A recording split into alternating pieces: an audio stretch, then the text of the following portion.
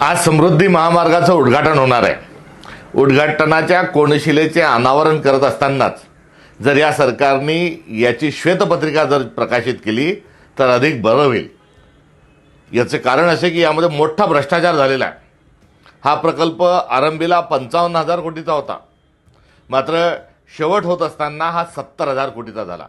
ज्या पद्धतीने जो भाईंदरचा जो बोगदा आहे यामध्ये 3,000 कोटी रुपयांचा भ्रष्टाचार झाल्याचं सुप्रीम कोर्टाने जसं सिद्ध झालं, तसं श्वेतपत्रिका जर प्रकाशित झाली तर यांचा देखील 15,000 कोटी रुपयांचा समृद्धी महामार्गातला घोटाळा देखील समोर आल्याशिवाय राहणार नाही।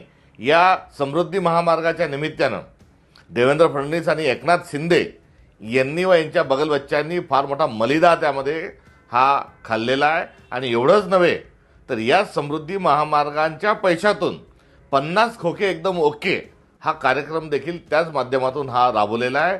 एकंदरीत हे कडबोळ आहे आणि या कडबोळाने एक समृद्धी महामार्गापेक्षा मोठा एक भ्रष्टाचाराचा महामार्ग हा यांनी उघडा केलेला आहे। आणि हा समृद्धीचा नव्हे तर हा भ्रष्टाचाराचा जो एकंदरीत चालू असलेला जो महामार्ग आणि धंदा जो आहे याचा पर्दाफाश करण्याची आता वेळ आलेली आहे।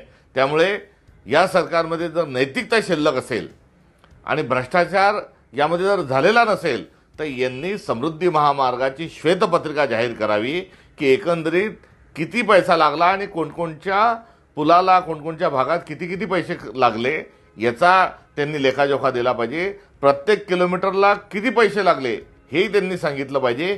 शेतकऱ्यांना किती पैसे दिले, कॉन्ट्रॅक्टदाराला किती पैसे दिले, झाडं लावायच्या नावावर किती पैसे दिले आणि आता टोलच्या माध्यमातून किती पैसे उकळणं सुरू आहे याचा संपूर्ण लेखाजोखा हा श्वेतपत्रिकेच्या माध्यमातून या समृद्धी महामार्गाचा सरकारने तात्काळ स्वरूपामध्ये हा जाहीर करावा आणि श्वेतपत्रिका प्रकाशित करावी ही आमची मागणी आहे।